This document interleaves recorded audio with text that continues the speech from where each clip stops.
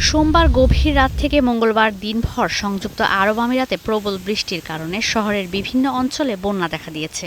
বেশ কিছু রাস্তা পানিতে ডুবে গেছে। ভারী বৃষ্টিপাতের কারণে সৃষ্ট পরিস্থিতি মোকাবিলায় জনসাধারণের জন্য সতর্কতা জারি করেছে কর্তৃপক্ষ।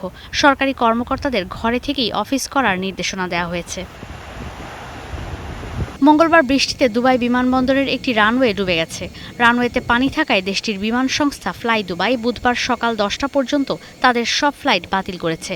স্থানীয় গণমাধ্যম জানায়, তীব্র ঝড়ের কারণে বিমানবন্দরের কার্যক্রম সাময়িকভাবে 25 মিনিটের জন্য বন্ধ ছিল। প্রতিকূল আবহাওয়ার কারণে 45টি অভ্যন্তরীণ ও আন্তর্জাতিক ফ্লাইট বাতিল করা হয়। বিপাকে পড়েন যাত্রীরা।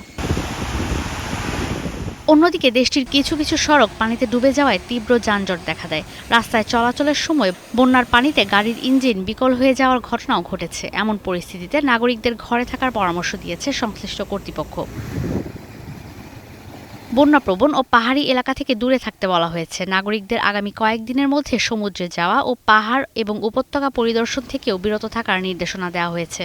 24 ঘণ্টায় দেশটিতে 254 মিলিমিটার বৃষ্টিপাত রেকর্ড করা হয়েছে, 1949 সালের পর যা সর্বোচ্চ। এখন সংযুক্ত আরব আমিরাত। কাপড় না, ওকে দিন এসএমসির জয়া স্যানিটারি ন্যাপকিন।